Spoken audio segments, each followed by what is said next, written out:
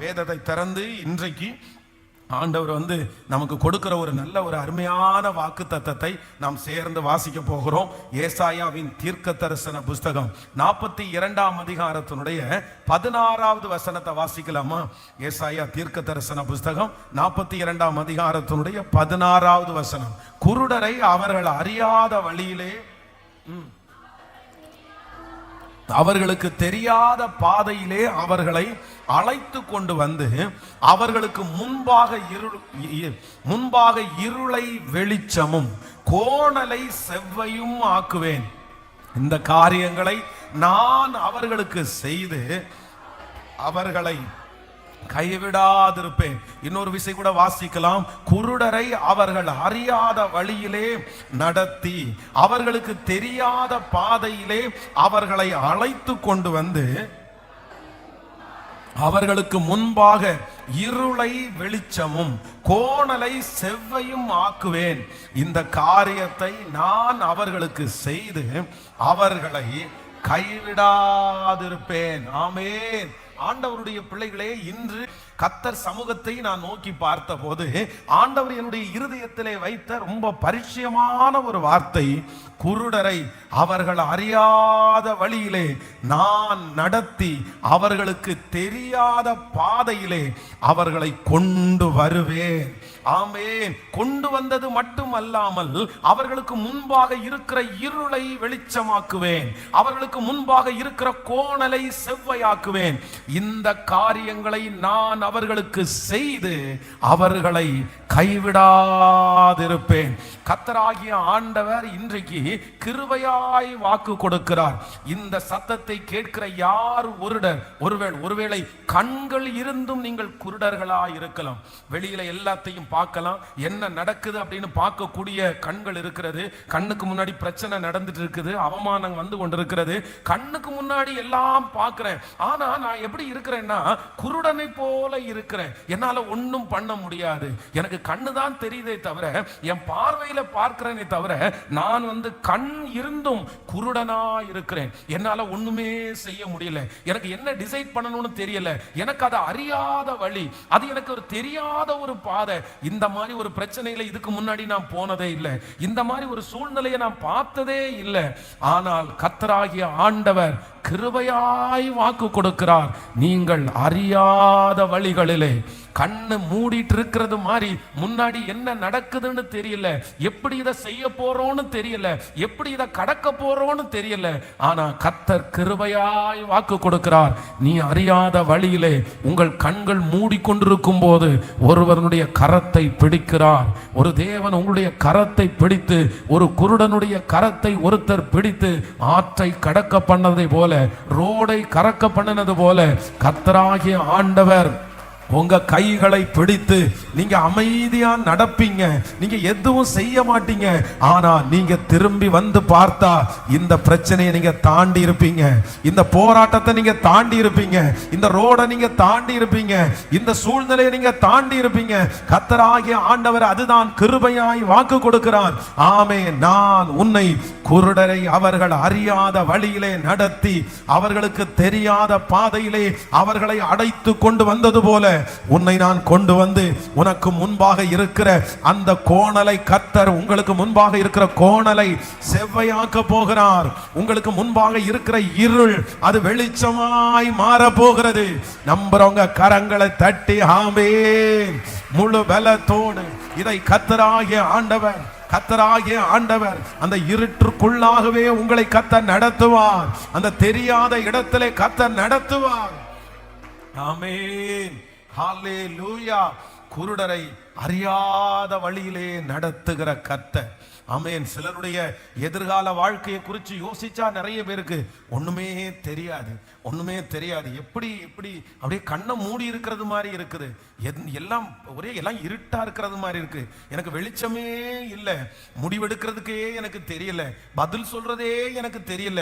என் பிள்ளையினுடைய வாழ்க்கை என்ன ஆகும் கேள்விக்குறி, என்னுடைய எதிர்காலம் என்ன ஆகும் கேள்விக்குறி. நான் எப்படி இதை தாண்டுவேன், எப்படி இதை செய்வேன்? தெரியாதவன், ஒண்ணுமே புரியாத வாழ்க்கை. குருடனுடைய வாழ்க்கையை நீங்க வேதத்துல வாசிக்கும் போது குருடனுடைய வாழ்க்கை எப்படி இருக்கும்னா, கண்ணுக்கு முன்னாடி சாப்பாடு இருக்கும், ஆனா அந்த சாப்பாடு அவனுடைய கண்ணுக்கு தெரியாது.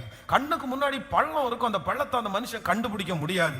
குருடனான ஒரு மனுஷன் தனக்கு முன்பாக இருக்கிற எந்த பிரச்சனையும் அவனால கண்டுபிடிக்க முடியாது. அவன் உள்ளுக்குள்ள விழுந்ததை ஃபீல் பண்ணா மட்டும்தான் புரியும். அதே போல இத்தனை நாட்களும் ஒருவேளை உங்களுடைய சில பிரச்சனைக்குள்ளே நீங்க கண்ணு தெரியாம போய் விழலாம். எதுவுமே ஃபீல் பண்ண, எதுவுமே செய்யவே முடியல, என்னால எனக்கு தெரியல, எதிர்காலம் தெரியல, பிள்ளையினுடைய எதிர்காலம் தெரியல. ஆனா நான் ஆராதிக்கிற ஒரு தேவன் இருக்கிறார்.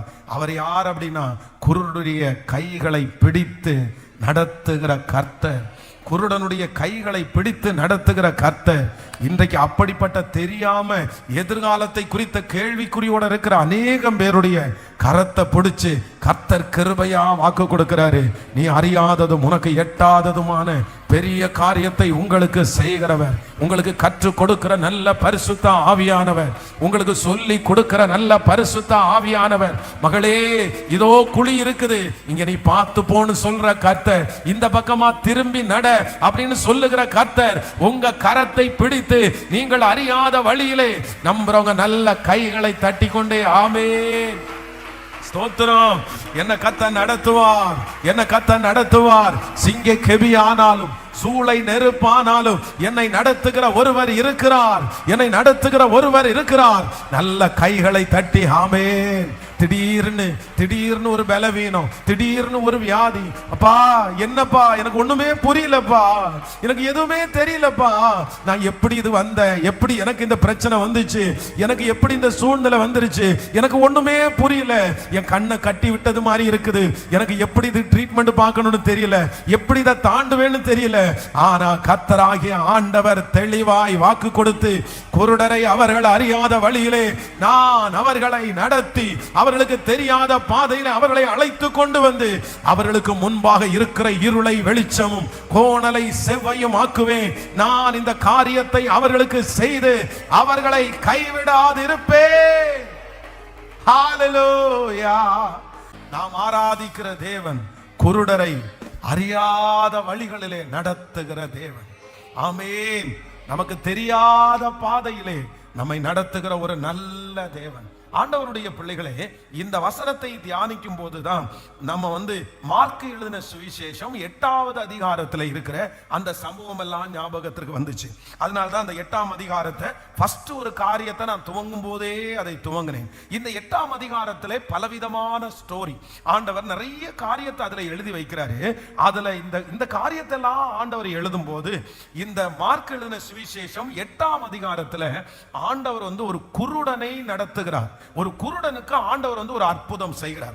அந்த காரியத்தை நம்ம தியானிக்க போகிறோம். வாசிக்கலாமா? வேதத்தை நம்ம திறந்து அந்த 8ஆம் அதிகாரத்துல முதலாவதாக 8ஆம் அதிகாரத்தினுடைய 22வது வசனத்தை வாசிக்கலாம். 8ஆம் அதிகாரம் 22வது வசனத்தை வாசிக்கலாம். ஆமென். பின்பு அவர் பெத்சாயிதாவிற்கு ஊருக்கு வந்தார். அப்பொழுது ஒரு குருடனை அவரிடத்தில் கொண்டு வந்து அவனை தொடும்படி அவரை வேண்டிக் கொண்டார்கள். அவர் குருடனுடைய கையை பிடித்து ஆமென் அவனை கிராமத்திற்கு வெளியே அழைத்து கொண்டு போய் அவன் கண்களில் உமிழ்ந்து அவன் மேல் கைகளை வைத்து எதையாகிலும் காண்கிறாயா என்று கேட்டான். கவனிங்க ஆண்டவருடைய பிள்ளைகளை, இந்த இடத்துல என்ன நடக்குது அப்படின்னு சொன்னா, ஆண்டவராகிய இயேசு கிறிஸ்து பெத்தாயிதா அப்படின்ற ஒரு இடத்திற்கு வராரு. ஆண்டவர் நிறைய குருடர்களுக்கு பார்வை கொடுத்திருக்கிறாரு, நிறைய பேரை நடக்க வைத்திருக்கிறாரு. ஆனா இந்த பெத்தாயிதா என்கிற இடத்திலே இந்த குருடனுக்கு அற்புதம் கொடுத்தது வேதத்துல கொஞ்சம் தெளிவாகவே எழுதப்பட்டிருக்கிறது. அவன் எப்படி வந்தான், எப்படி நடந்துருச்சு, எப்படி ஆண்டவர் இந்த குருடனுக்கு பார்வை கொடுத்தாரு, இதை குறித்து ரொம்ப டீட்டெயிலா சில காரியத்தை எழுதியிருக்கிறது. அப்போ முதலாவதாக இந்த வசனத்தை வாசிக்கும் போது வேதம் சொல்லுது, அவர் பெத்சாயிதா ஊருக்கு வந்தார். அப்பொழுது ஒரு குருடனை அவரிடத்தில் கொண்டு வந்து அவரை தொடும்படி அவரை வேண்டி கொண்டார்கள். அப்படின்னு சொன்னா அவங்களும் நம்மள மாதிரி தான் இருப்பாங்கன்னு வச்சுக்கோங்களேன். நம்ம ஏதாவது ஒரு நல்ல ஊழியக்காரர், நல்ல ஜெபிக்கிற ஊழியக்காரர், அந்த மாதிரி அவங்க ஒருவேளை பிஸியா இருந்தா கூட நம்ம என்ன நினைப்போம்னா, சரி ஒன்னும் இல்லை, நீங்க ரொம்ப நேரம் ஜெபம் பண்ண வேண்டியது கூட இல்லை, ஜஸ்ட் தலைமையில கை வச்சு ஒரு பிளஸ் பண்ணிட்டு போனா கூட போதும் பாஸ்டர் அப்படின்னு எல்லாம் நம்ம சொல்லுவோம்ல. அப்போ அந்த கூட்டத்துல இருக்கிற எல்லாருமே என்ன நினைக்கிறாங்கன்னா, ஒன்னும் வேண்டாம், ஆண்டவரிடத்துல அவருடைய கண்ணை அப்படி பண்ணுங்க, இப்படி பண்ணுங்க, ஆபரேஷன் பண்ணுங்க, எடுங்க, கஷ்டப்படுங்க, உபவாசம் இருங்க அப்படின்னு எல்லாம் சொல்லல. ஆண்டவரை பார்த்து என்ன சொல்றாங்க அப்படின்னு சொன்னா, அவனை அந்த மனுஷனை, அந்த குருடனை தொடும்படியாக, தொடுங்க ஆண்டவரே, தொடுங்க ஆண்டவரே. இதே போல நிறைய சம்பவங்கள் நடந்துச்சு. ஒரு வேதம் சொல்லுகிறது, பெரும்பாடுள்ள ஸ்திரீ வஸ்திரத்தின் ஓரத்தை தொட்டாளாமா. இப்போ ஆண்டவரை தெரியாமலே அற்புதத்தை பெறவங்க நிறைய பேர் இருக்காங்க. ஆனா இத்தனை பேரும் சேர்ந்து அந்த குருடனை ஆண்டவரே நீங்க தொட்டா போதும், நீங்க தொடுங்கன்னு சொன்னா, ஆண்டவர் என்ன பண்ணலன்னா, அவனை அந்த இடத்திலே கண்ணுல தொட்டு உடனே பார்வை அடைவாயாக அப்படின்னு எல்லாம் ஆண்டவர் சொல்லல. ஆண்டவர் என்ன பண்றாருன்னா, அவனை, அந்த குருடனுடைய கையை பிடித்து அவனை கிராமத்திற்கு வெளியே அழைத்து கொண்டு போய், அப்படின்னா நான் என்ன இதுக்கு நம்புறேன் அப்படின்னு சொன்னா, கர்த்தர் நமக்கு ஒரு அற்புதம் செய்ய போகிறார். உங்களுடைய கண்களை ஆண்டவர் திறக்க போகிறார். உங்களுக்கு முன்பாக இருக்கிற இருள் வெளிச்சமாக போகிறது, கோணல் செவ்வையாக போகிறது, நீங்கள் நேர்த்தியாய் நடக்க போகிறீர்கள். நம்பர் 1, இதுல எனக்கு ரொம்ப ஆச்சரியமா இருக்கிறது என்னன்னா, நமக்கு ஒரு அற்புதம் நடப்பதற்கு நிறைய பேர் நிறைய வழி சொல்லுவாங்க, நிறைய பேர் ஆண்டவருக்கு கூட ஆலோசனை சொல்லுவாங்க. மற்றவங்களுக்கு இந்த மாதிரி ஒண்ணு நடக்காதா, இந்த மாதிரி ஒரு லோன் அவங்களுக்கு எடுத்து கொடுங்களேன், இந்த மாதிரி ஒரு 50,000 ரூபாய் அப்படி கிடைக்காதா, அப்படியெல்லாம் நிறைய ஐடியாஸ் வச்சிருப்பாங்க. ஆனா இந்த இடத்துல ஆண்டவர் இந்த குருடனுக்கு வெறும் கைகளை வைத்த உடனே ஒரு அற்புதம் நடக்கட்டும் அப்படின்றத கர்த்தர் விரும்பாம, கர்த்தர் இந்த மனுஷனுக்கு ஸ்பெஷலா வித்தியாசமாய் தன்னுடைய எஃபோர்ட் எல்லாம் கர்த்தர் எடுத்து அவனுக்கு நேர்த்தியான ஒரு அற்புதத்தை செய்யும்படியாய் கர்த்தர் விரும்புகிறார்.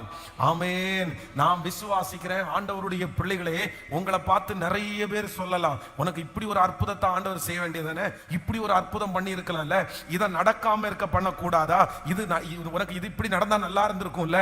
இந்த மாதிரி உலகத்திலே இருக்கிற நிறைய பேர் உங்களுடைய ஜெபத்திற்கு இது இப்படி நடந்திருந்தா நல்லா இருக்கும்ன்ற நிறைய ஐடியாஸ் கொடுக்கலாம். ஆனா அது உங்களுடைய பார்வைக்கு எளிமையாய் தெரியலாம். ஏன் ஆண்டவர் இதை கூட செய்ய முடியாதா, இதையாவது ஆண்டவர் செஞ்சிருக்கலாமே அப்படின்னெல்லாம் நீங்க நினைக்கலாம். ஆனா இன்று கர்த்தர் யாரோ ஒருத்தரத்துல தெளிவாய் பேசுகிறார். அவர்களுடைய ஞானத்தின்படியோ, அவர்களுடைய சித்தத்தின்படியோ, அவர்களுடைய யோசனையின்படியோ அல்ல, எனக்கு ஆண்டவர் ஒரு புது வழிய, ஒரு புது மகிமைய, யாரும் அறியாத ஒரு வழிய, யாரும் சொல்லாத ஒரு வழியை எனக்காக திறக்கிறதற்கு கர்த்தர், நம்புறவங்க உங்க பிள்ளைகளுக்காக அப்படி ஒரு வழியை கர்த்தர் திறப்பார். அப்படி ஆண்டவரால திறக்க முடியும். ஒரு மேன்மையானதை, அவர்கள் நினைக்கிறதை விட ஒரு மேன்மையானதை கர்த்தர் எனக்கு தருவதற்கு வல்லவராயிருக்கிறார். ஆமென். அவர்களுக்கு இப்படி இப்படி இந்த மாதிரி கிடைச்சா போதும்னு நினைக்கலாம். சும்மா இருக்கிறதுக்கு அவனுக்கு இந்த மாதிரி ஒரு 5,000 ரூபாய்க்கு ஒரு வேலை கிடைச்சா போதும்னு நினைக்கலாம். இந்த காரியம் நடக்காம இருக்கிறதுக்கு இந்த மாதிரி ஒண்ணு நடக்கட்டும் அப்படின்னு உங்களை பார்த்து சொல்லலாம். இந்த இடத்துல இருக்கிறவர்கள் அப்படிதான் சொல்றாங்க, எப்படியாவது இந்த குருடனுக்கு அற்புதம் நடந்தா போதும், எப்படியாவது இந்த குருடனுக்கு அற்புதம் நடந்தா போதும், இவன் பார்த்தா போதும், இவனுக்கு ஸ்பெஷலா எல்லாம் அற்புதம் நடக்க வேண்டியது இல்லை, இவனுக்கு கிடைச்சா போதும், இவனுக்கு இந்த அற்புதத்தை செஞ்சா போதும் நினைச்சாங்க. ஆனா ஆண்டவர் அவர்களுடைய ஞானத்தின்படியோ சிந்தையின்படியோ அல்ல, என் பிள்ளைக்கு நான் ஒரு அற்புதத்தை செய்வேன், அந்த குருடனுக்கு நான் ஒரு வழியை காண்பிப்பேன்.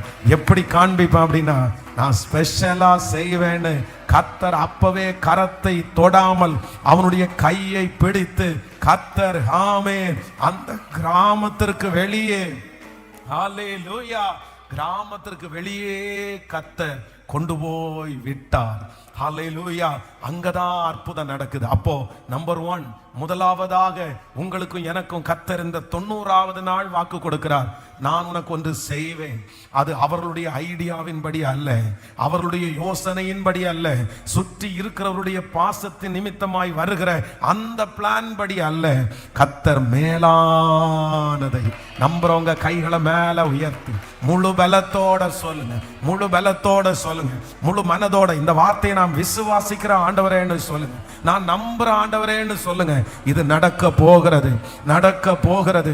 ஆமென். அவர்கள் ஏதாவது இப்படி நடந்தா போதும், இவனுக்கு ஒரு அற்புதம் நடந்தா போதும், இவனுக்கு இந்த காரியம் நடந்தா போதும், இவனுக்கு கல்யாணம் ஆனா போதும், இவனுக்கு இந்த குழந்தை இது கிடைச்சா போதும் அப்படின்னு எப்போ இது ஒண்ணு அது இல்லைன்னு பட்சத்துல நடந்தா போதும்னு நினைக்கிறாங்க. ஆனா கர்த்தர் கிருபையாய் வாக்கு கொடுக்கிறார். இல்லை மகனே, இல்லை மகளே, நான் உனக்கு ஆமென் நேர்த்தியாய் ஸ்பெஷலாய் மேன்மையானதை இது தீர்க்க தரிசனமான வார்த்தை. இது நிறைய பேரோட ஆண்டவர் தீர்க்க தரிசனமா பேசிட்டு இருக்கிறாரு. இது உங்களுக்குரிய வார்த்தை.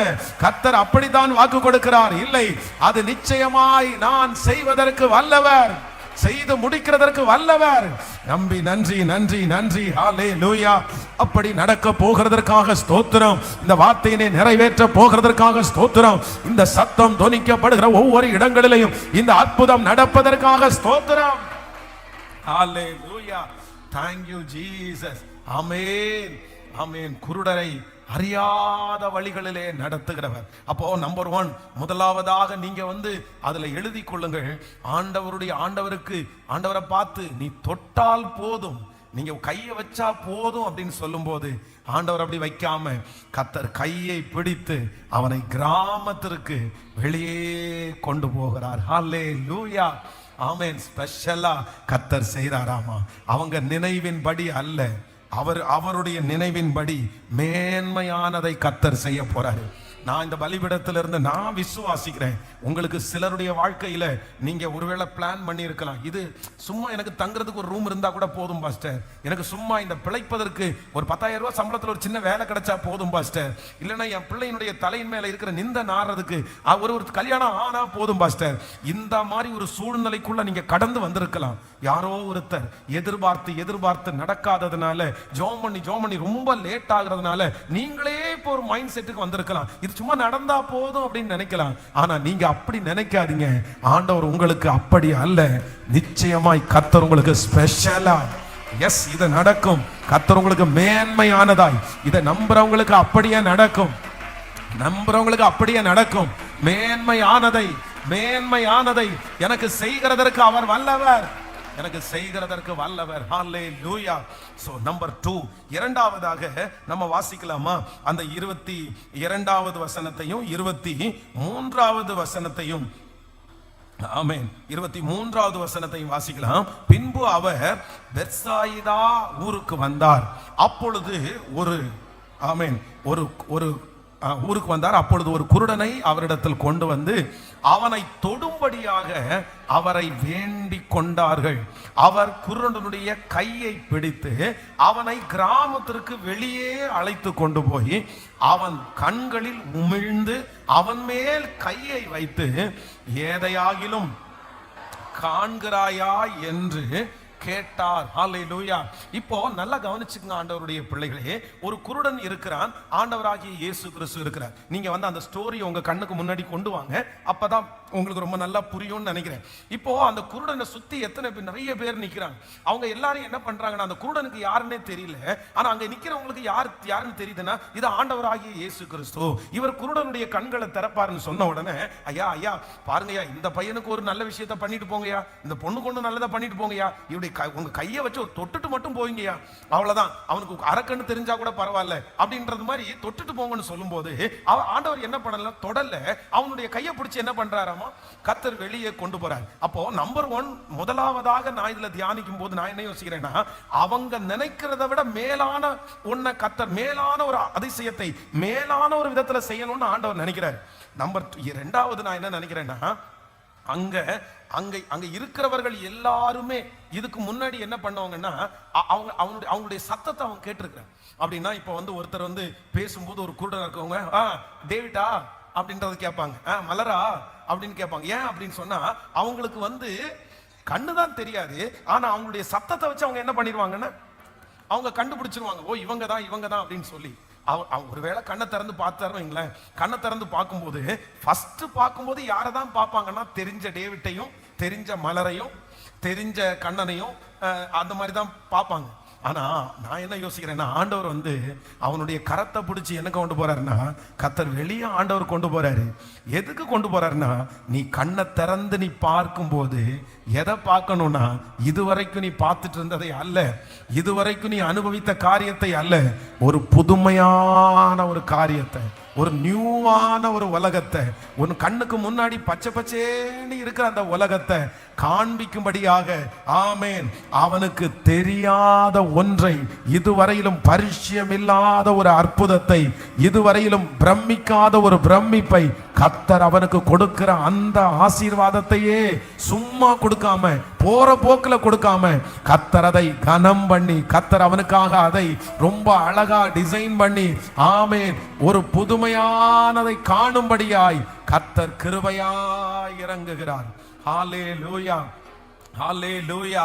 நான் நம்புறேன், ஆண்டவர் உங்களை இருக்கிற அந்த கூட்டத்துல அல்ல, அந்த ஜனங்களுடைய நடுவில் அல்ல, அந்த சொந்தக்காரங்களுடைய நடுவில் அல்ல, நான் நம்புறேன் அதை விட ஒரு மேலான இடத்துல, அடுத்த ஒரு இடத்துல, அடுத்த ஒரு டிஸ்ட்ரிக்ட்ல, அடுத்த ஒரு தெருவில், அடுத்த ஒரு ஊர்ல, அடுத்த ஒரு நாட்டுல உங்களை கர்த்தர் தலையை நிமிர பண்ணுவதற்கு வல்லவராய் இருக்கிறார். நல்ல கைகளை தட்டி ஆமோதிக்கிறவர். இது தீர்க்க தரிசனமா நடக்கும். குருடரை அவர்கள் அறியாத வழியிலே நடத்துகிற கர்த்தர், அறியாத வழியில நடத்துகிற கர்த்தர். சில டைம்ல ஆண்டவர் வந்து நம்மளை வந்து அவங்க நமக்கு உள்ளே இருக்கிற ஆட்கள் நடுவிலே நம்மளை பிளஸ் பண்ணுவாரு. சில நேரத்துல கர்த்தர் நம்மளை அங்கிருந்து வெளியில பிரிச்சு எடுத்துட்டு போய் நம்மளை ரொம்ப பிரம்மாண்டமா ஆசீர்வதித்து அவங்க எல்லாம் காதுகளில கேட்கும்படியான அளவிற்கு நம்மளை உயர்த்துகிற கர்த்தர். பிரதர் சிஸ்டர், நான் சொல்றேன், ஆண்டவர் உங்களை ஆசீர்வதிக்கணும்னு நினைச்சாருன்னா, நிறைய நேரத்துல சொந்த இடத்திலேயே எந்த இடத்துல வெட்கப்பட்டீங்களோ, எந்த இடத்துல தலை குனிஞ்சீங்களோ அங்க ஆசீர்வதிப்பார், அங்க நடத்துவார்.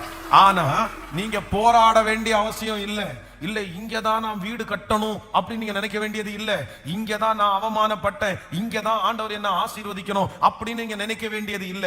சில ஜனங்கள் வந்து என்ன பண்ணுவாங்கன்னா, அவங்களுக்கு வந்து அதுதான் அவங்களுக்கு அதுதான் வேணும் அப்படின்னா, இவன் முன்னாடி தான் நல்லா இருக்கணும், இவன் முன்னாடி தான் நான் அதை வாங்கணும், இவன் முன்னாடி தான் நான் இதை செய்யணும் அப்படின்னு நினைப்பாங்க. சில நேரத்துல ஆண்டவர் வந்து அதை விரும்ப மாட்டார். ஏன் அப்படின்னா, என்னதான் நீங்க அவன் கண்ணு முன்னாடி ஆசீர்வதிச்சாலும் அவன் முன்னாடி இருக்கிற வரைக்கும் அவன் நமக்கு என்னவா தான் இருப்பான், ஒரு கொடுக்காதான் இருப்பான், ஒரு கண்ணியா தான் இருப்பான் சில நேரத்துல. அதனால ஆண்டவர் சில நேரத்துல அந்த இடத்துல இல்லாம நம்மளை எங்க கொண்டு போக நினைப்பாரு, வெளியிலேயே கொண்டு போய் நம்மளை ஆசீர்வதிக்க நினைப்பாரு. அப்போ ஆண்டவருடைய பிள்ளைகள் வந்து உடனே நீங்க பிடிச்சிட்டே உட்கார்ந்து இருக்க கூடாது.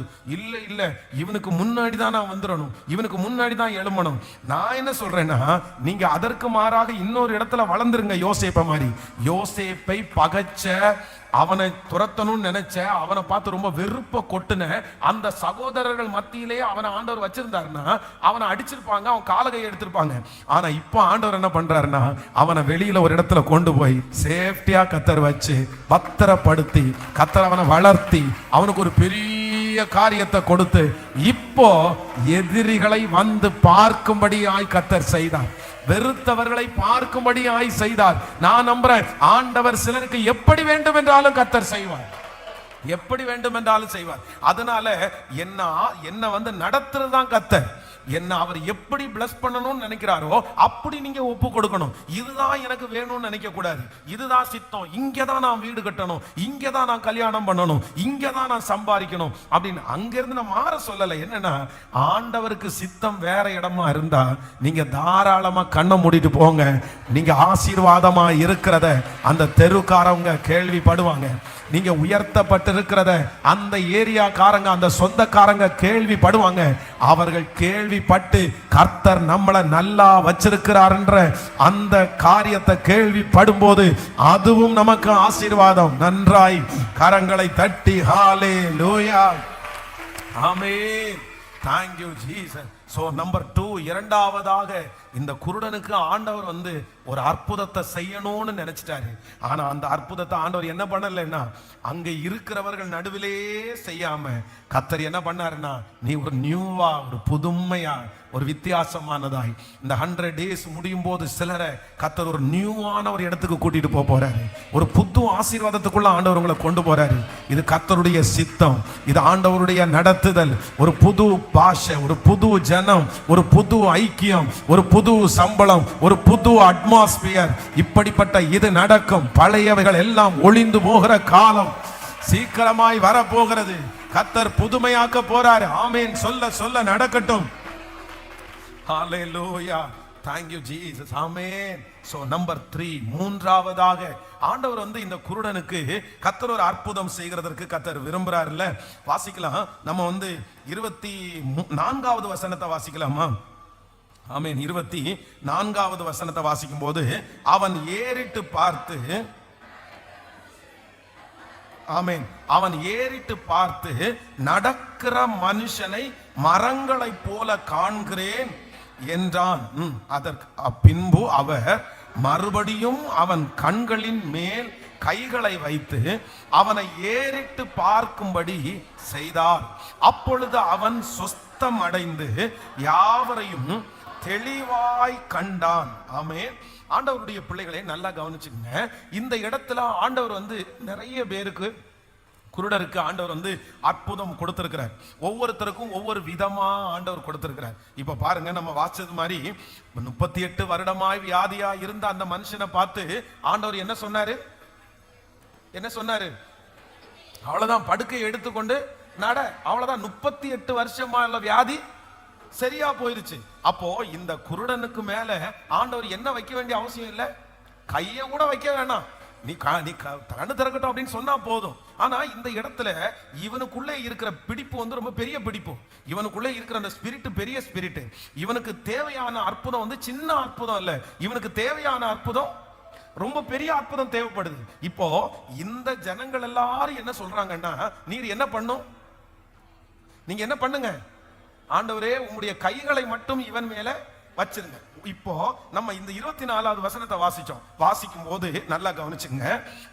அவன் ஏறி, நீங்க 23ல இருந்தே வாங்க, அப்பதான் உங்களுக்கு தெரியும்.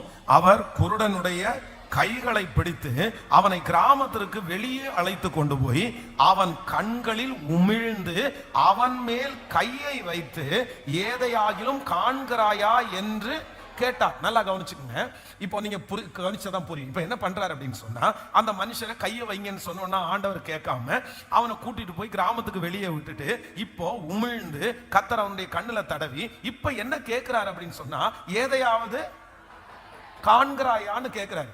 கேட்ட உடனே அந்த மனுஷன் என்ன சொல்றான் அப்படின்னா, அவன் ஏறிட்டு பார்த்து நடக்கிற மனுஷர்களை மனுஷனை போல காண்கிறேன். நல்லா கவனிச்சுக்கோங்க. இப்போ ஒருவேளை அந்த இருக்கிற இடத்துல உள்ள ஜனங்கள் கையை மட்டும் வச்சுட்டு நீங்க போங்கன்னு சொல்லி இவர் கையை வச்சுட்டு போயிட்டு இருந்தாருன்னா அந்த குருடன் எப்படிதான் பார்த்திருப்பான்? ஹலோ, எப்படிதான் பார்த்திருப்பான்? அவங்க வைக்க சொன்னது என்ன? கையை மட்டும் தான் வைக்க சொன்னாங்க. அவர் கையை மட்டும் வச்சுட்டு போயிட்டாருன்னா இவனுக்கு, இந்த மனுஷனுக்கு விடுதலை கிடைச்சிருக்கும். ஆனா என்ன விடுதலை தான் கிடைச்சிருக்கும்? மனுஷனா பாக்குற விடுதலை கிடைச்சிருக்காது. மனுஷனை மரமா பாக்குற விடுதலை தான் கிடைச்சிருக்கும். சில நேரத்துல நம்முடைய ஆசை, நம்முடைய விருப்பம், மற்றவருடைய விருப்பம், அம்மாவனுடைய விருப்பம், அப்பாவனுடைய விருப்பம் நம்முடைய வாழ்க்கையில நடக்காது.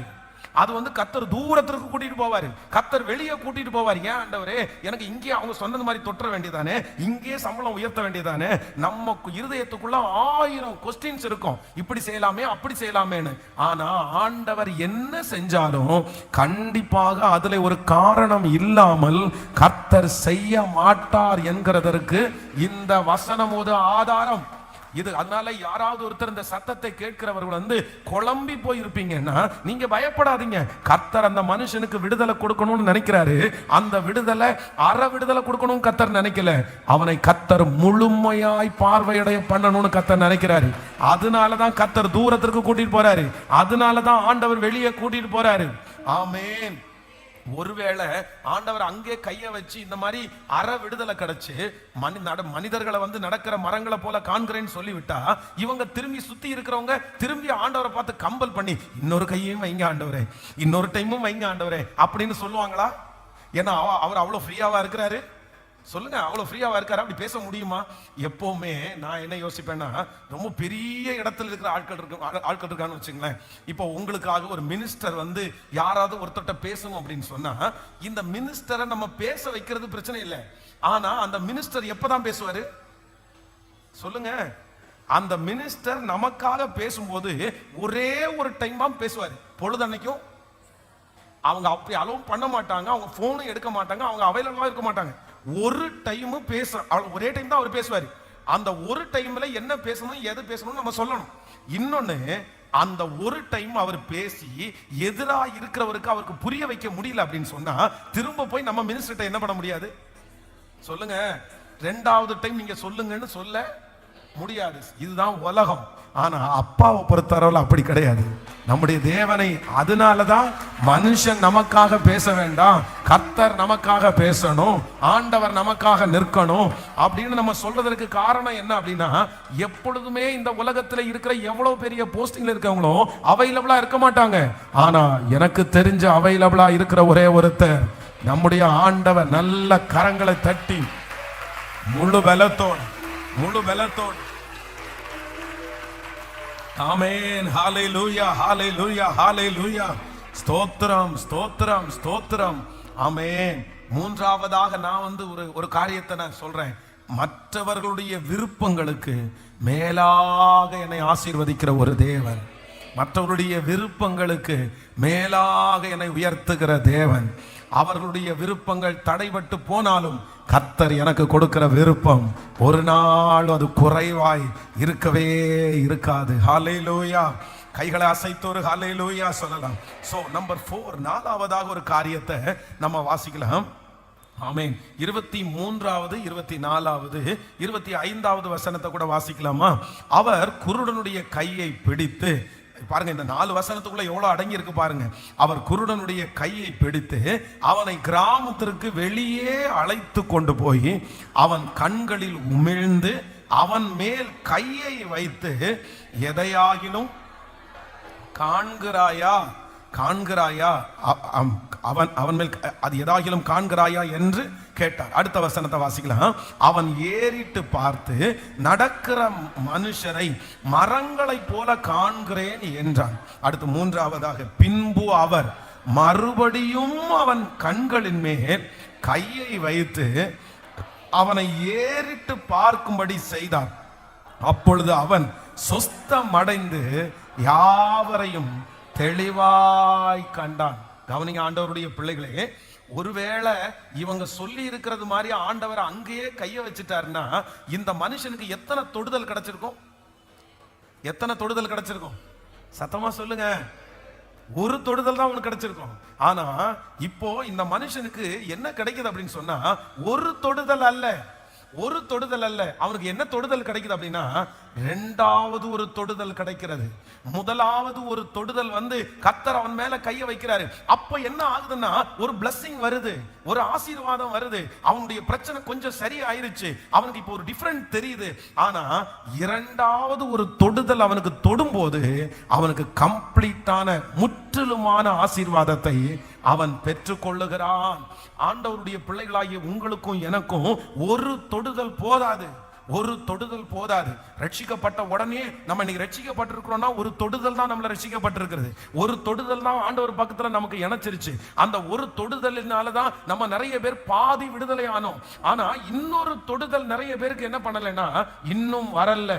அதான் நான் கடந்த நாட்கள்ல சொன்னது போல, தாவீதுக்கு அபிஷேகம் ஒரு இடத்துல இல்ல, 3 இடத்துல அவனுக்கு அபிஷேகம். ஆனா சவுலுக்கு ஒரே ஒரு இடத்துல தான் அபிஷேகம். அப்போ ஆண்டவருடைய பிள்ளைகளே, நீங்கள் ஒரு தொடுதலை சந்திச்சிருக்கிறீங்களா? இதுவரைக்கும் ஒரு டைம் ஆண்டவரை நீங்க பார்த்துட்டீங்களா? ஆண்டவருடைய பிரசன்னத்தை உணர்ந்துட்டீங்களா? அப்படி கிடையாது. இனி அடுத்த லெவல், அடுத்த ஒரு தொடுதல் உங்களுக்கு அவசியமானது. அடுத்த ஒரு தொடுதல் உங்களுக்கு வேணும். யாக்கோபனுடைய வாழ்க்கையிலே கர்த்தர் தன்னுடைய குடும்பத்தை விட்டு பிரியும் போது அவனுக்கு ஆண்டவர் காண்பிக்கிறார். வானத்திலிருந்து தேவதூதர்கள் ஏறுகிறவர்களும் இறங்குறோம். அப்படி ஒரு அனுபவம் எனக்கு ரொம்ப நல்லா இருக்குது. ஆனா அந்த அனுபவம் கிடைக்கும் போது அவன் அந்த அளவுக்கு ஸ்பிரிச்சுவல் மேனா இல்ல, அந்த அளவுக்கு அவனுக்கு ஆண்டவரை பற்றி தெரியாது, தேவனுடைய வாக்குத்தத்தத்தை பற்றி தெரியாது. ஆனா இரண்டாவது போராடுற யாக்கோபு, நீர் என்னை ஆசீர்வதித்தாலே ஒழிய நான் உம்மை போக விடுவது இல்லை. அதுதான் இரண்டாவது தொடுதல். அந்த தொடுதலுக்கு பிற்பாடு யோசேப்பை பெரிய நபராய் பார்க்கிறான். அவனுடைய அந்தியமய காலம் ரொம்ப ஆச்சரியமாய் அமைகிறது. நான் நம்புகிறேன் கர்த்தர் இந்த குருடனுக்கு இரண்டாவது ஒரு தொடுதலை கர்த்தர் கொடுத்த தேவன். இந்த 100 நாள் ஜெபம் முடிகிறதுக்குள்ள உங்களுக்கு ஒரு இரண்டாவது ஒரு தொடுதல். மறுபடியும் ஆண்டவர் உங்களை தொடுவார். மறுபடியும் கர்த்தர் உங்களை அபிஷேகிப்பார். மறுபடியும் அப்படிப்பட்ட ஒரு அந்யோன்யத்தை நீங்க உணர்வீங்க. மறுபடியும் அந்த ஃபீல் உங்களுக்கு வரும். நிறைய நாட்களா இழந்த அந்த அனுபவத்தை கர்த்தர் மறுபடியும் தரப்போகிறார். ஆமென். அப்படி நீங்க அபிஷேகத்துல நிறைஞ்சு நீங்க ஜெபிக்க போறீங்க. உங்க வாயிலிருந்து தீர்க்க தரிசனங்கள் வரப்போகிறது. அந்த பிரசன்னத்தை நீங்க உணர போறீங்க. கேளுங்க ஏசப்பாட்ட, இயேசுவே இப்பொழுது அந்த இரண்டாவது தொடுதல் வரட்டும். என் ஊழியத்தில் அந்த இரண்டாவது தொடுதல் வரட்டும். என் குடும்பத்தில் அந்த இரண்டாவது தொடுதல் வரட்டும். என் பிசினஸ்ல அந்த இரண்டாவது தொடுதல் வரட்டும். இந்த பிரசங்கம் பண்ணி கொண்டு இருக்கும் போதே கேளுங்க, முழு பலத்தோடு வாலிப தம்பிக்கு ஒரு இரண்டாவது தொடுதல் உண்டாகட்டும். இளம் வயசுல தொட்ட அந்த தொடுதலில் இன்னொரு தொடுதல். ஆமென், ஆமென். கர்த்தர் தர வல்லவர். நீங்க ஜெபிக்க ஜெபிக்க நிச்சயமாய் அந்த காரியம் நடக்கும். ஸ்தோத்திரம். என்னை மறுபடியும் தொடுகிற கர்த்தர், என்னை மறுபடியும் நிரப்புகிற கர்த்தர். கணுக்கால் அளவல்ல, முழங்கால் அளவல்ல. ஆமென். நீந்தி நீந்தி உமிழ்கத்தக்கதான கிருபையை எனக்கு தருகிறவர். ஸ்தோத்திரம், ஸ்தோத்திரம். ஹalleluya. நன்றி அப்பா. ஹalleluya. முதல் தொடுதல் அப்படின்றது ஒரு துவக்கம்தான். முதல் தொடுதல் அப்படின்றது ஒரு துவக்கம்தான். வாலிப பிள்ளைங்க, வாலிப தம்பிங்க, அம்மா அப்பா ரட்சிக்கப்பட்டதுனால கர்த்தர் ஒரு தொடுதல் இருக்கும். ஒரு தொடுதல் இருக்கும். இது துவக்கமான ஒரு தொடுதல். ஆலயத்துல வரும்போது ஆண்டவர் உங்களை தொடுவாரு. ஏதோ ஒரு விதத்துல ஆண்டவர் உங்களோட பேசுவார். இது ஒரு தொடுதல். ஆனா இரண்டாவது தொடுதல் தான் என்ன தொடுதல் அப்படின்னா, பரிபூரணம் அடைகிற தொடுதல். அப்பதான் முழுமையான விடுதலை கிடைக்கும். நம்மள ஆண்டவர் எப்பெல்லாம் ஆண்டவர் நம்மளை தொடுறாரோ அப்பெல்லாம் ஒரு மகிமை வரும். அப்பெல்லாம் ஒரு மாற்றம் வரும். ஆண்டவருடைய தொடுதலை நீங்க ஒரு நாள் உணர்ந்துடக்கூடாது, ஒரு நாள் பெற்றிடக்கூடாது. உங்களை என்ன பண்ணணும்னா, கர்த்தர் தினமும் நம்மளை திருப்தி ஆக்கணும். அடுத்த தொடுதலை யாரெல்லாம் இந்த ஜபத்துல பெற்றுக்கொள்ளாம வெறும் அதான் அந்த இதை வச்சே ஓட்டிட்டு இருக்க கூடாது. எப்போ வண்டி ஓட்டுறாங்கன்னா நிறைய பேருக்கு கார் ஓட்ட தெரியும். எனக்கும் கார் ஓட்ட தெரியும், எல்லாருக்கும் கார் ஓட்ட தெரியும். ஆனா நிறைய பேருக்கு படிச்ச கார் ஓட்டுறதுக்கு தெரியும். என்னன்னா அவங்க ஒரு டிரைவிங் ஸ்கூல்ல போய் அவங்க படிச்சிருப்பாங்க. ஸ்டேரிங் இப்படி பிடிக்கணும், என்ன பண்ணணும், இந்த இடத்துல இப்படி பிரேக் அடிக்கணும், இந்த இடத்துல இப்படி எல்லாம் எப்படி படிச்சிருப்பாங்க. இவங்க டிரைவிங் ஸ்கூல்ல போய் அவங்க சொல்லி கொடுத்தது மாதிரி படிச்சிருப்பாங்க. இது ஒரு டிரைவிங் இருக்குது. இந்த டிரைவிங் இருக்கிறவங்க அடுத்து இவங்க இன்னொன்று போகணும், அடுத்த லெவல் போகணும். அவ்வளவுதான். டிரைவிங் ஸ்கூல்ல சொல்லி கொடுத்த அந்த டிரைவிங் பண்ணீங்கன்னா பின்னாடி எல்போர்டு மாட்டிட்டே தான் இருக்கணும். நீங்க பின்னாடி வர எல்லாருக்குமே இடைஞ்சல தான் அமைவீங்க. ஏன்னா உங்களுக்கு அவங்க 40 கிலோமீட்டர் ஸ்பீட்ல தான் இதுல போகணும்னா 40 தான் போவீங்க. பின்னாடி வர்றதுக்கு 70 போகணுமே, இல்லைன்னா அவன் செத்து போயிடுவானே. அப்ப உங்களால ஓட்ட முடியாது, உங்களுக்கு தெரியாது. ஏன் அப்படின்னா அடுத்த உங்களுக்கு அதுல என்ன இல்லை, அனுபவம் இல்லை, எக்ஸ்பீரியன்ஸ் இல்லை. அதுல ஒன்றும் பண்ண முடியாது. அது பரலோகம் நம்மளை கொண்டு போய் சேர்க்காது. இன்னைக்கு நிறைய விசுவாச மக்கள், நிறைய கிறிஸ்தவர்கள் எந்த தொடுதல தான் இருக்கிறாங்க, முதல் தொடுதல்ல தான் இருக்கிறாங்க. அவங்க இரண்டாவது தொடுதலுக்கு வரவே இல்லை. கேட்டா என்ன சொல்லுவாங்க, கிறிஸ்டினா? ஆமா கிறிஸ்டின். ஏசப்பா பிடிக்குமா? ஆமா ஏசப்பா பிள்ளை, நான் ஏசப்பா பிள்ளை. அவ்வளவுதான், அதோட முடிஞ்சிச்சு. அவங்களுக்கு வேற ஒண்ணுமே இல்லை. ஆனா கிறிஸ்துமஸ் ஆனா அவங்களால தண்ணி அடிக்காம இருக்க முடியாது. அப்புறம் இந்த மாதிரி நிறைய பாவம், நிறைய தவறு அவங்க நிறைய பண்ணிட்டே இருப்பாங்க. ஏன் அப்படின்னா அதெல்லாம் அவங்களுக்கு தப்புன்னு கூட தெரியாது. ஏன்னா அவங்க என்ன தொடுதல்ல வரலன்னா இன்னொரு தொடுதல்ல அவங்க என்ன பண்ணல. என்கிட்ட ஒருத்தர் சொல்லிட்டு இருந்தாரு, அவங்க கிறிஸ்துமஸ் டைம் அவங்க வீட்டில் பொண்ணு பார்க்கறதுக்காக போறோம். அவங்க ஆர்சி திருச்சபைக்கு போறவங்க. அவங்க நம்ம பொண்ணு நம்ம சர்ச்சிலோட பொண்ணு. அப்ப நான் அவங்கள்ட்ட பேசணும் அப்படின்னு சொன்ன உடனே நான் சொன்னேன், மகளே நான் என்னன்னா அவங்க அவங்க இருக்கிற ஆர்சி திருச்சபையில் உள்ள பிள்ளைகளும் ரொம்ப ஸ்பிரிச்சுவலா இருக்கிறவங்க இருக்கிறாங்க. ரொம்ப தொடப்பட்டு ஆண்டவரோட நடந்து ஆராதிச்சு பைபிளை ரொம்ப அழகா தியானிச்சு அவ்வளவு ஸ்பிரிச்சுவலா இருப்பாங்க. பெண்டிகாஸ்ட் அனுபவத்துல இருக்கிறவங்க இருக்கிறத விட ஸ்பிரிச்சுவலா இருக்கிறாங்க. அதனால நமக்கு சொல்ல முடியாது. அதனால ஒரு டைம் நான் அவங்கள்ட்ட பேசிடுறேன், அவங்களுடைய ஸ்பிரிச்சுவல் எப்படி இருக்குன்னு எனக்கு தெரியலையே அப்படின்னு அவங்கள கூப்பிட்டு வேற ஒண்ணுமே நான் கேட்கல. என்ன கேட்டேன் அப்படின்னா, அந்த பையனை பார்த்து, நீ உனக்கு ட்ரிங்க்ஸ் பண்ற பழக்கம், இந்த மாதிரி புகையில போடுற பழக்கம், சிகரெட் அடிக்கிற பழக்கம், இந்த மாதிரி பழக்கம் ஏதாவது இருக்கா அப்படின்னு கேட்டேன்.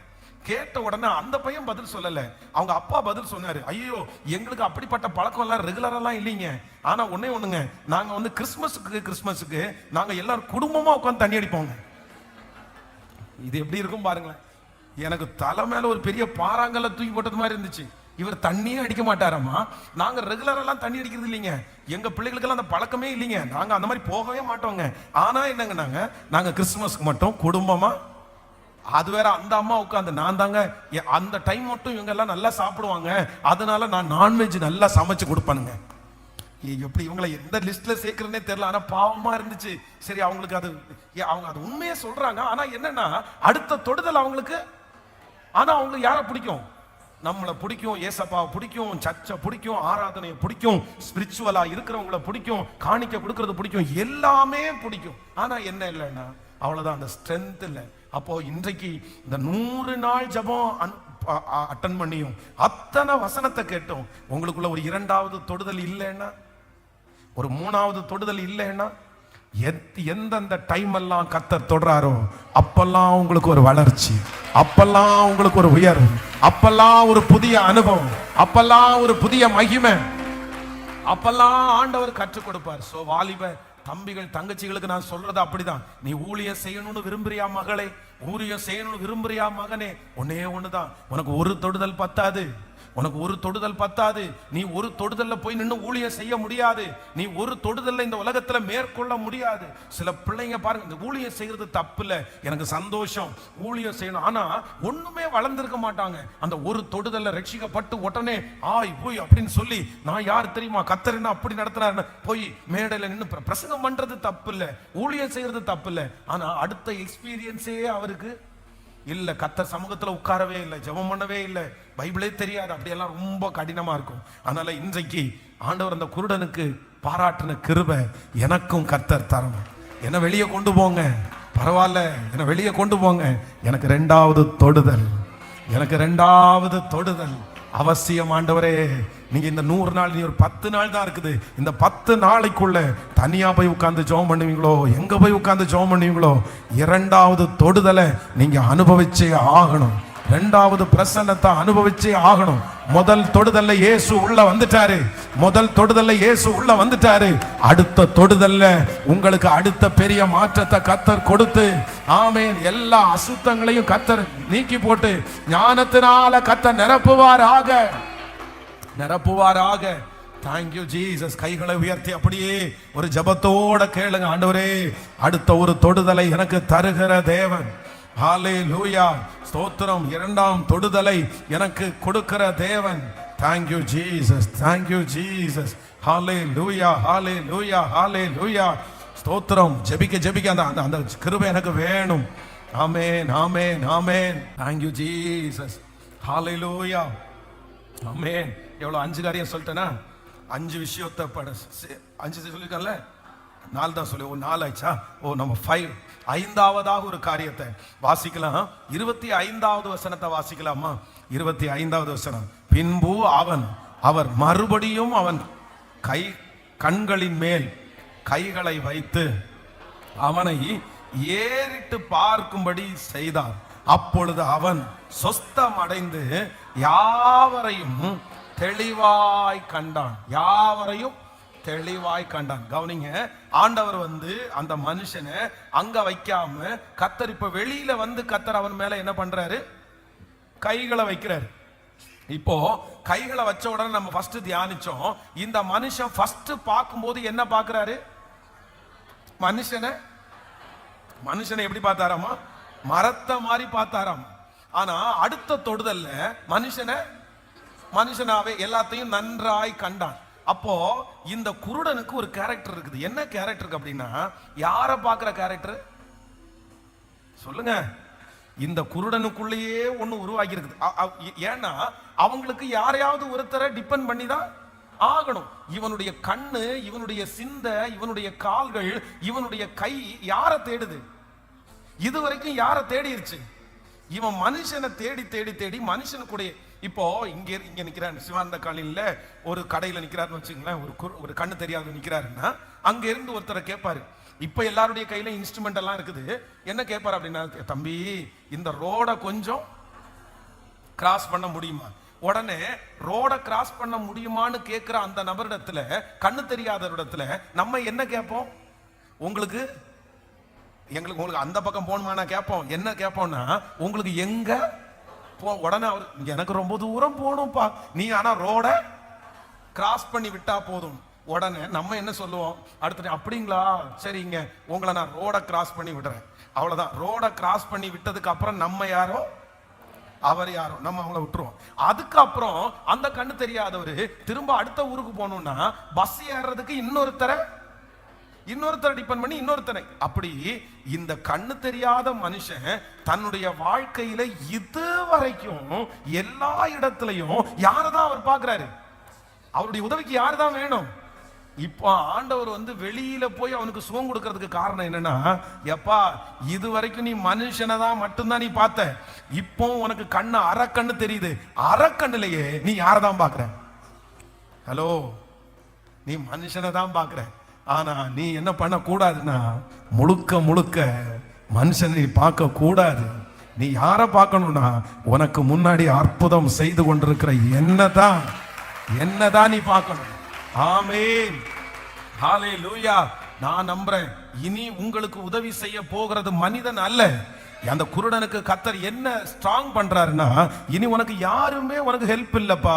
இனி இதுக்கு முன்னாடி உனக்கு முழுமையா கண்ணு தெரியும் போது கூட ரோட கிராஸ் பண்ணி விட்டாங்க. ஆனா அரக்கண்ண தெரிஞ்சா சொல்லுங்க, நம்ம நிறைய யாராவது புரியுதுல, உங்களுக்கு புரியுதுல? கண்ணே தெரியாத ஒருத்தர்னா நம்ம என்ன பண்ணுவோம்? கிராஸ் பண்ணி விடுவோம். ஆனா அரக்கன் தெரிஞ்சுன்னா, உனக்கு தான் பாதி தெரியுது இல்ல, உங்களுக்கு தான் பாதி தெரியுதுல. நான் சொல்றது உங்களுக்கு புரியுதுல்ல? எத்தனை பேருக்கு புரியுது? ஆமென். மனிதர்கள் நமக்கு முதல்ல ஹெல்ப் பண்ண மாட்டாங்க. அப்படி ஒருவேளை பண்ணினாலும் நம்ம அந்த உதவிக்கு ரொம்ப பாத்திரமா இருக்கும்போது பண்ணுவோம். ஆனா இதுல ரொம்ப மோசம் யாருன்னா, இந்த அறகுறையா இருக்காங்க பாருங்க, பாதியா இருக்காங்க பாருங்க, இவங்களுக்கு அந்த பறையும் இல்லை. அதான் ஆண்டவர் சொல்லுவோம், அனலாவது குளிராவது, நான் வசதியா இருந்தாலாவது பிரச்சனை, இல்லைன்னா ஏழையா இருந்தாலாவது. இந்த கவர்மெண்ட்ல போகும்போது கூட நம்ம பாத்தீங்கன்னா, வசதியா இருக்கிறவங்களுக்கு பிரச்சனையே இல்லை. என்ன பண்ண வேண்டாம்னா, ரேஷன் கடையில் எதுவும் வாங்க வேண்டிய அவசியம் இல்லை. நான் வசதி உள்ளவன் எழுதியிருக்கோம். ஏழைகளா இருந்தா அதுவும் பிரச்சனை இல்லை, அவங்களுக்கு எல்லாமே கிடைக்கும். ஆனா இதுக்கு இடையில இந்த ரெண்டும் கட்ட இடையில இருக்காங்க பாருங்க, இவங்களுக்கு அதையும் போட முடியாது, இதையும் விட முடியாது. ஐயோ, இங்க போய் கேட்டா, ஏங்க உங்களுக்கு சம்பளம் 15,000 ரூபாய் சம்பளம் போட்டிருக்கு, நீங்க இங்க நின்றுட்டு இருக்கிறீங்க அப்படின்னு. ஐயா, 15,000 ரூபாய் சம்பளம் வாங்கினாங்க என்னங்க, எனக்கு இதையும் கொண்டு போனதாங்க உதவியா இருக்கும். அதெல்லாம் கஷ்டப்படுறது உங்களுக்குரியதுங்க. அப்போ இந்த குருடனுக்கு ஆண்டவர் விடுதலை கொடுக்கிறாரு. இதுவரைக்கும் உன்னுடைய வாழ்க்கையிலே மனிதர்கள் உதவி செய்தார்கள். இனியும் நீங்க அங்கே வச்சு உன்னை தொட்டிருந்தேன்னா, உனக்கு திரும்பவும் யாருடைய உதவி தேவைன்னா, மனுஷனுடைய உதவி உனக்கு தேவை. ஆனா உன்னை வெளியில கொண்டு வந்தன தொடுறதுக்கு காரணம் என்னன்னா, இனி உன் வாழ்க்கையில இனி எந்த காலத்திலையும் உனக்கு மனுஷனுடைய உதவி அல்ல, அவருடைய உதவி மட்டும் போதுமானது. அவர் உங்களை உயர்த்துறதற்கு வல்லவர். நான் விசுவாசிக்கிறேன். ஆமென், ஆமென். ஸ்தோத்திரம், ஸ்தோத்திரம், ஸ்தோத்திரம், ஸ்தோத்திரம். கர்த்தர் அப்படி கிருபையாய் கிருபையாய் கிருபையாய் மனுஷனை பார்க்கிற கண்கள், எங்கேயோ எதிர்பார்த்து கொண்டிருக்கிற கண்கள், யாரையோ எதிர்பார்த்து கொண்டிருக்கிற கண்கள், கர்த்தராகிய ஆண்டவர் இன்றைக்கு கிருபையாய் வாக்கு கொடுக்கிறார். இல்லை, நிச்சயமாகவே ஒரு அற்புதம் உங்களுக்கு நடக்க போகிறது. இனி எந்த மனுஷனையும் பார்க்க வேண்டியது இல்லை. இனி உங்களுடைய கையை பிடித்து அந்த கரையை கடக்க வேண்டிய அவசியம் இல்லை. யாரும் உங்க கையை பிடிக்க வேண்டாம். கர்த்தராகிய ஆண்டவர் கிருபையாய் வாக்கு கொடுக்கிறார். அவர் கரத்தை பிடித்து உங்களை வெளியே கொண்டு வந்து கர்த்தர் விட்டு, thank you Jesus, thank you Jesus, hallelujah, hallelujah. கர்த்தர் அந்த மனுஷனுக்கு கொடுத்த 4வது பெரிய ஆசீர்வாதம், இனி மனுஷனை பார்க்க வேண்டிய அந்த சூழ்நிலையே இல்லை. ஹல்லேலூயா. குருடரை அவர்கள் அறியாத வழியிலே நான் அவர்களை நடத்தி அவர்களை கைவிடாதிருப்பேன். ஃபைனலா கடைசில ஒரு காரியத்தை நம் 8ஆம் அதிகாரத்தினுடைய 26வது வசனத்தை வாசிக்கலாமா? 26வது வசனம். பின்பு அவர் அவனை நோக்கி, நீ கிராமத்தில் பிரவேசியாமலும் கிராமத்தில் இதை ஒருவருக்கும் சொல்லாமலும் இரு என்று சொல்லி அவனை வீட்டிற்கு அனுப்பிவிட்டார். ஹலோ, எனக்கு இந்த குருடனுக்கு ஆண்டவர் செஞ்சது ரொம்ப வித்தியாசமா இருக்கு.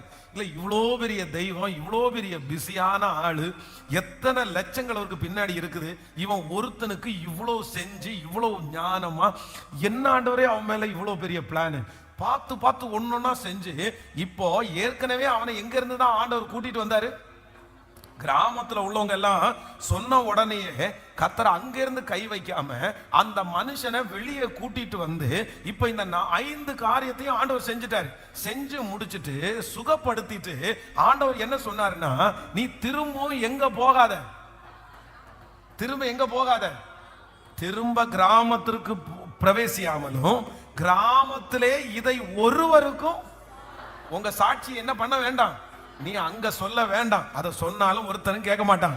நீ ஒண்ணு பண்ணு, அவனை ஒருவனுக்கும் சொல்லாமலும் இரு என்று சொல்லி அவனை வீட்டிற்கு அனுப்பிவிட்டார். அப்போ நான் விசுவாசிக்கிறேன், அந்த குருடனுக்கு கடைசியாய் ஆண்டவர் செய்தது என்ன அப்படின்னா, உன்னுடைய தெரிஞ்ச கிரவுட்ல இல்லை, உன்னுடைய தெரிஞ்ச அந்த இடத்துல இல்லை. அதான் தீர்க்கதரிசிக்கு சொந்த ஊர்ல என்ன இல்லையாமா? தீர்க்கதரிசிக்கு சொந்த ஊர்ல கனம் இல்லை. தீர்க்கதரிசிக்கு சொந்த ஊர்ல கனம் இல்லை. நான் ரொம்ப ஆசைப்பட்டது, நான் பிறந்து வளர்ந்த ஊர்ல ஊழியம் செய்யணும்னு தான் ஆசைப்பட்டேன். ரொம்ப ஆசைப்பட்டது அங்கே ஆசைப்பட்டேன். ஆனால் ஆண்டவருடைய ஒரு பெரிய திட்டம், கோயம்புத்தூர் வந்ததுக்கு அப்புறம் இந்த கோயம்புத்தூரை குறித்த ஒரே ஒரு தரிசனம் தான் என்னை கோயம்புத்தூரில் நிற்க வச்சிருச்சு.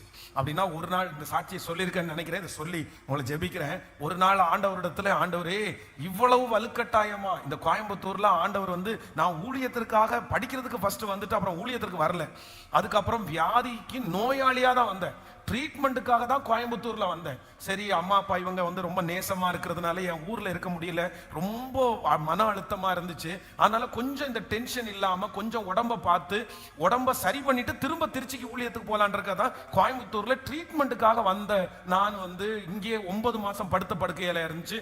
திரும்ப ஒரு நியூ மினிஸ்ட்ரி ஆரம்பிச்சு அப்படிதான் இந்த ஊழியத்தை செஞ்சுட்டு இருக்கோம். அப்ப ஒரு நாள் ஆண்டவரத்துல கேட்கும் போது, ஆண்டவரே நான் இந்த கோயம்புத்தூர் பட்டணத்துக்கு வரணும்னு நினைக்கல, இந்த கோயம்புத்தூர் பட்டணம் நான் ரொம்ப ஆசைப்பட்டு அப்படி இந்த ஊழியத்தை அப்படி எதுவுமே நினைக்கலையே, ஆனா இந்த இடத்துல என்ன ஊழியத்திற்கு கொண்டு வந்ததுக்கு காரணம் என்ன அப்படின்னு கேட்கும்போது, ஆண்டவர் ஒரு நாள் இந்த பைபிள் காலேஜ் நான் ராமநாதபுரத்துல தான் படிச்சேன் கோயம்புத்தூர்ல. அப்போ வாரத்திற்கு ஒரு நாள் வெள்ளிக்கிழமை ராமநாதபுரத்துல இருந்து இங்க நம்ம இந்த கணப்ப நகர்ல இந்த பக்கம் பாத்தீங்க அப்படின்னு சொன்னா அடுத்த சங்கனூர், இந்த சங்கனூர்ல ஒரு வீடு, அவங்க ஃபேமிலி, அவங்க தங்கச்சி கூட நம்ம சர்ச்சுக்கு இப்போ வராங்க. அவங்க அப்ப ரட்சிக்கப்படாதவர்கள், அவங்க அவங்க அவங்க யாருமே ரட்சிக்கப்படல. அந்த வீட்டிலேயே ஒரு ஜான் ஸ்டீஃபன் அப்படின்னு ஒரு பாஸ்டர், அவர் இன்னைக்கு ஊழியம் செய்யறாரு, சர்ச்சில் ஊழியம் செய்யறாரு, நம்முடைய ஸ்தாபனத்துல ஊழியம் செய்யறாரு. அப்ப அந்த பாஸ்டருடைய அக்காவுடைய வீடு தான் இந்த வீடு, இந்த சங்கனூர்ல அவங்க வீடு இருக்குது. ஆனா அவங்க வீட்டுல யாருமே ரட்சிக்கப்படல. நல்லா கவனிச்சுங்க, அந்த பாஸ்டர் மட்டும் இப்போ அவர் ஊழியக்காரரா மாறிட்டார், பைபிள் காலேஜ் படிச்சுட்டு இருக்காரு. அவர் எங்க அக்காவுடைய வீட்டுல ஒரு ஜெபம் ஆரம்பிக்கலாம், நான் அதை பொறுப்படுத்துகிறேன்னு சொல்லி அவர் பைபிள் காலேஜில் சொன்னதுனால அவருடைய அசிஸ்டண்டா என்னையும் சேர்த்து அனுப்புனாங்க. இப்ப நானும் பிரதர் ஜான் ஸ்டீவனும் எங்க இருந்துன்னா ராமநாதபுரத்துல இருந்து, கோயம்புத்தூர் ராமநாதபுரத்துல இருந்து நம்பர் 5 பஸ் ஏறி இங்க சங்கனூர்ல இறங்கும். அப்போ இந்த பஸ் அப்படியே அம்மன்குளம் அந்த மாதிரி வரும்போது பாத்தீங்க அப்படின்னா, இந்த பஸ் ராமநாதபுரத்துல இருந்து ஸ்டார்ட் பண்ணா சங்கனூர் வரைக்கும் பாத்தீங்கன்னா நிறைய விக்கிரக கோயில் இருக்கும்.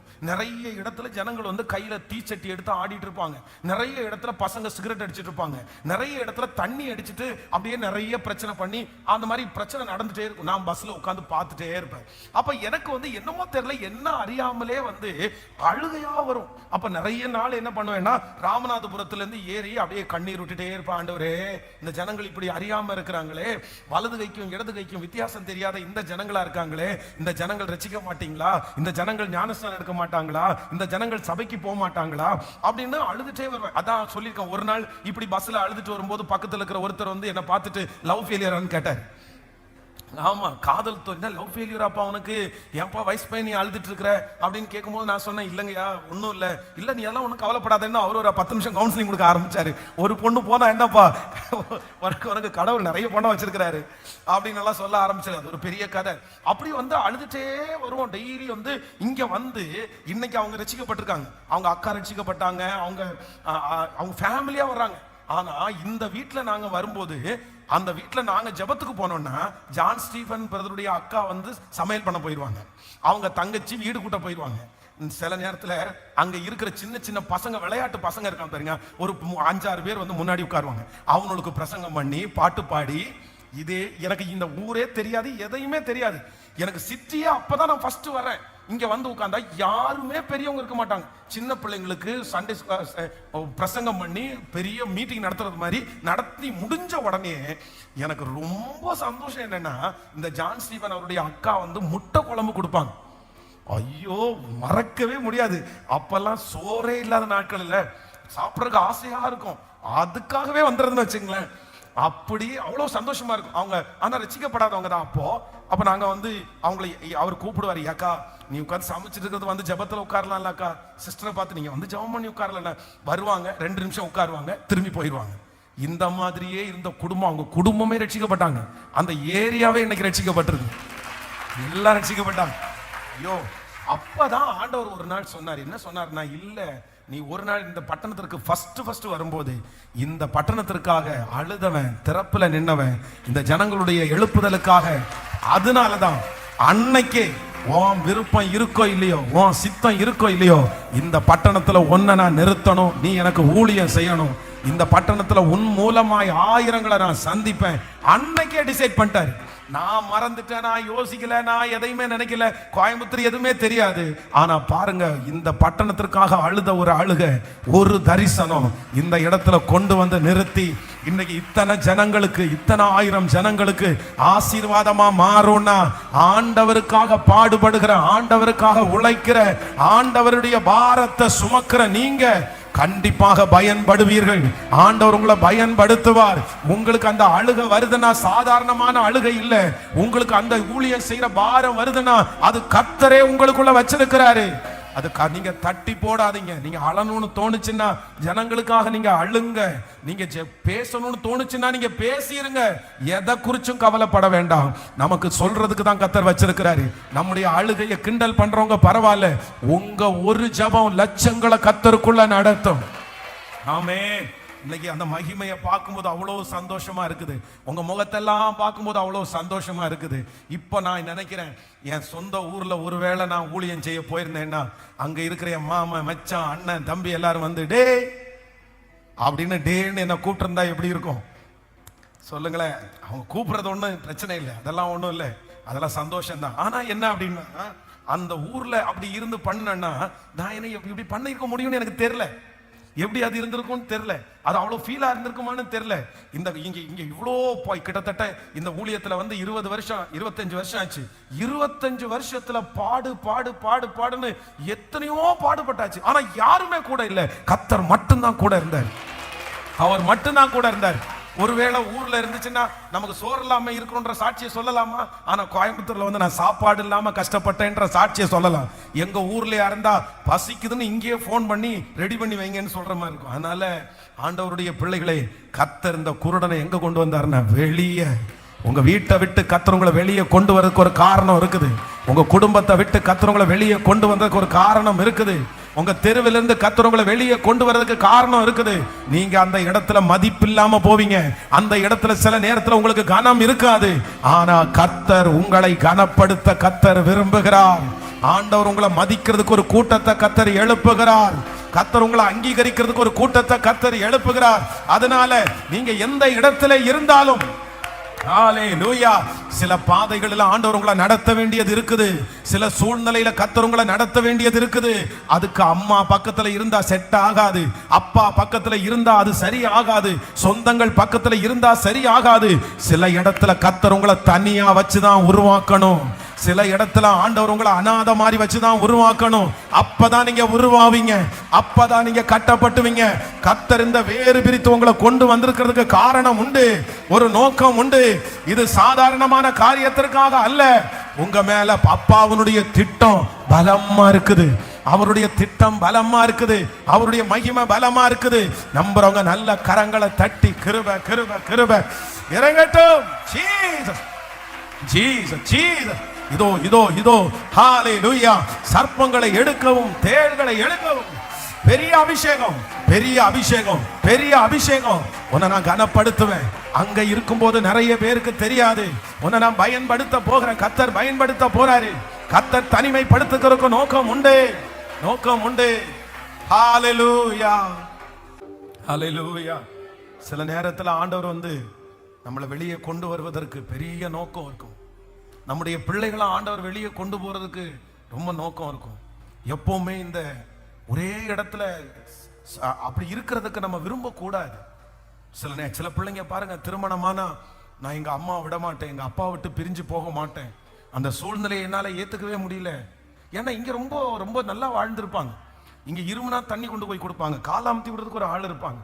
ஆனா அங்க ரொம்ப கஷ்டமா இருக்கும். கஷ்டத்திற்காக தாங்கள் பிசிக்கலா நான் கஷ்டப்படுறேன், மென்டலி நான் கஷ்டப்படுறேன்றதுக்காக தயவு செய்து நீங்க பழகின இடத்திலேயே இருக்கணும்னு தயவு செய்து நினைக்காதீங்க, நினைக்காதீங்க. ஆண்டவர் ஒரு இடத்துல இருந்து உங்களை வெளியே கொண்டு போறாருன்னா, நீங்க கஷ்டத்தின் நடுவில் ஆண்டவர் உங்களை கொண்டு போறாருன்னா, கர்த்தர் ஏதோ உங்களை குறிச்சு ஒரு பிளான் பண்றாரு, ஏதோ கர்த்தர் உங்களை குறிச்சு ஒரு திட்டம் பண்றாரு. இந்த சத்தத்தை கேட்கிற உங்க பிள்ளைகளை கொண்டு போறாரா, தயவு செய்து உங்க பிள்ளைகளை விடுங்க, உங்க பிள்ளைகளை விடுங்க. கஷ்டப்படுறாங்களே என் பிள்ளை, வருத்தப்படுறாளே என் பிள்ளை, அழுறாளே, அழட்டும். ஏன்னா அழுதாதான் அந்த அவளை கர்த்தர் எதுக்கு வச்சிருக்காரு நமக்கு தெரியல, எதுக்கு அழ வைக்கிறாருன்னு தெரியல. கர்த்தர் காரணம் இல்லாம அழ வைக்க மாட்டாரு. காரணம் இல்லாம அந்த பிள்ளை கண்ணீர் சிந்தாது. அவங்க மேல ஒரு பெரிய நோக்கத்தை, திட்டத்தை கர்த்தர் வச்சிருக்கிறார். இந்த சத்தத்துல யார் ஒருவேளை யாரும் இல்லாம தனிமையா இருக்கிறீங்களா? கர்த்தர் என்ன பிரிச்சுட்டாரு பாஸ்டர். நான் எவ்வளவு ஜாலியா இருந்தேன், சொந்தங்களுக்கு முன்னாடி எவ்வளவு ஜாலியா இருந்தேன். என்ன ஆண்டவர் ஏன் வேறு பிரிச்சாரு? என் கணவனை விட்டு ஏன் என்ன ஆண்டவர் பிரிச்சாரு? என் மனைவியை விட்டு ஏன் ஆண்டவர் என்ன பிரிச்சாரு? எங்க அம்மா அப்பாவை விட்டு நான் பிரிஞ்சு வந்துட்டேனே, நான் இப்படி தனியா கஷ்டப்படுறேனே, நான் எவ்வளவு சந்தோஷமா இருந்தேன். நீங்க ஒண்ணு நினைச்சுக்குங்க, ஆண்டவர் உங்களை தனியா வைக்கிறாருன்னா ஏதோ ஒரு காரணத்திற்காக தான் கர்த்தர் வைக்கிறாரு. ஆண்டவர் உங்க கூட கர்த்தர் இருக்கிறாரு. ஆண்டவர் உங்களுக்கு மேல ஒரு பெரிய திட்டம். நீ அந்த ஜனத்துக்கு முன்னாடி நீ போய் நிக்க வேண்டாம். அங்க இருந்தா அவர்களுக்கு மட்டும்தான் நீ பயன்படுவ. அதுவும் 4 பேர் கிண்டல் பண்ணுவான், 4 பேர் அவமானப்படுத்துவான். ஆனா நான் இன்னொரு பாதை உனக்கு வச்சிருக்கிறேன், இன்னொரு உயர்வு உனக்கு வச்சிருக்கிறேன். அங்க கொஞ்சம் பேர் தான் ஏற்றுக்கொள்ளுவாங்க, இங்க அநேகம் பேரு, லட்சம் பேரு. இது நடக்கும். இது நிறைய பேரோட கர்த்தர் தீர்க்க தரிசனமா பேசுறாரு. உங்களுக்கு ஒரு பலன் தர்றாரு, கர்த்தர் தைரியத்தை தர்றாரு. தாங்கிக்கொள், சகித்துக்கொள், தாங்கிக்கொள், சகித்துக்கொள். கர்த்தர் பெரிய காரியத்தை கர்த்தர் செய்ய போற. ஹalleluya. எல்லாரும் அப்படியே எழும்பி நிற்கலாமா? குருடரை அவர்கள் அறியாத வழியிலே நான் அவர்களை நடத்தி, ஆமென், அவர்களுக்கு தெரியாத பாதைகளை அவர்களை அழைத்து கொண்டு வந்து அவர்களுக்கு முன்பாக இருக்கிற இருளை வெளிச்சம், கோணலை செவ்வையும் ஆக்குவேன். இந்த காரியத்தை நான் அவர்களுக்கு செய்து அவர்களை கைவிடாதிருப்பேன், கைவிடாதிருப்பேன். அப்படியே கைகளை உயர்த்தி அர்ப்பணித்து இன்னைக்கு இந்த 90 days, இந்த 90வது நாள் ஆண்டவருடைய ஒரு பெரிய மகிமை நம்மோடு கூட இருக்கிறது. இந்த 90வது நாள் ஆண்டவர் வல்லமையாய் செயல்படுகிறார். இந்த 90 days ஆண்டவருடைய பெரிய மகிமை அநேகரை தொட்டு கொண்டிருக்கிறது. கர்த்தர் பேசிக்கொண்டே இருக்கிறார். நீ அறியாத வழியிலே உன்னை நான் நடத்துவேன், உனக்கு தெரியாத பாதையிலே உன்னை நான் நடத்துவேன். ஐயோ ஆண்டவரே, நான் என்ன செய்வேன், நான் என்ன செய்வேன்? என் கண்களை கட்டி வச்சிருக்கிறது மாதிரி வச்சிருக்குது. நான் எப்படி இதை தாண்டுவேன், நான் எப்படி இதை சுமப்பேன், நான் எப்படி இந்த காரியத்தை எல்லாம் பண்ண முடியும்? எனக்கு ஒன்றும் தெரியல, எனக்கு ஒன்றும் தெரியல. என் கண்ணை கட்டி விட்டது மாதிரி நான் ஃபீல் பண்றேன். எனக்கு எந்த பதிலும் சொல்ல தெரியல. திடீர்னு இந்த மனுஷன் இப்படி விட்டுட்டு போவாருன்னு நான் நினைக்கலையே, இந்த மனுஷன் இப்படி விட்டுட்டு போவாருன்னு நினைக்கலையே, இவங்க ஆதரவு இப்படி போகணும்னு நான் நினைக்கலையே. நான் அவங்களை டிபெண்ட் பண்ணி வாழ்ந்துட்டேனே, என் அப்பாவை சார்ந்தே வாழ்ந்துட்டேனே, என் குடும்பத்தை சார்ந்தே வாழ்ந்துட்டேனே. இப்போ தனியா நிக்கிறதுக்கு எனக்கு பயமா இருக்குது. நான் என்ன பண்ணுவேன், நான் என்ன பண்ணுவேன்? கர்த்தராகிய ஆண்டவர் இன்னைக்கு தீர்க்க தரிசனமா வாக்கு கொடுத்திருக்கிறாரு. இது உங்களுக்காக வார்த்தை. மகனே, இது உங்களுக்கான வார்த்தை. மகளே, இது உங்களுக்கான வார்த்தை. இது உங்களுக்காக டைரக்டா கர்த்தர் பேசிட்டு இருக்கிறாரு. ஒரு குருடனை கரத்தை பிடிச்சு நடத்தி அவனை வெற்றியாய் பண்ண முடியுமானால், ஒவ்வொன்னா பார்த்து பார்த்து செய்ய முடியுமானால், உங்களுக்கு செய்ய முடியாதா? மகளே, உனக்கு செய்ய முடியாதா? அதுக்காக தான் இன்னைக்கு நான் உங்களோட பேசி கொண்டிருக்கிறேன். அந்த குருடனை நடத்துகிறது உண்மையானால் இந்த குருடரை கர்த்தர் நடத்துவார், உங்களையும் கர்த்தர் நடத்துவார். அந்த மகிமை மகிமை மகிமை. ஹalleluya ஹalleluya ஹalleluya. ஸ்தோத்திரம். நடத்துவார் நடத்துவார் நடத்துவார் நடத்துவார் நடத்துவார். தகப்பனே, இந்த 90வது நாள் ஜெபத்துல நீங்க இறங்கி வந்ததற்காக ஸ்தோத்திரம். நாளைக்கு ஞாயிற்றுக்கிழமைப்பா. கர்த்தர் அதற்கு முன்பாக எங்களை தைரியப்படுத்தினதற்காக ஸ்தோத்திரம், திடப்படுத்தினதற்காக ஸ்தோத்திரம். இந்த சத்தத்தை கேட்கிற ஒவ்வொருவர் மேலும் அவருடைய ஆசீர்வாதம், உங்களுடைய ஆசீர்வாதம் கடந்து வரட்டும்பா. இன்றைக்கு சொன்ன நல் வார்த்தைகளை ஆம் என்றும் ஆமேன் என்றும் நீர் அப்படியே நிறைவேற்ற போகிறதற்காக உமக்கு ஸ்தோத்திரம் ஆண்டவரே. வாக்கு தத்தங்கள் எல்லாம் கர்த்தர் அப்படியே ஆம் என்றும் ஆமேன் என்றும் நீர் நிறைவேற்ற போகிறதற்காக ஸ்தோத்திரம். உடைய பாதத்தை நாங்கள் முத்தம் செய்கிறோம். உடைய பிள்ளைகளை ஆசீர்வதிக்கிறேன்.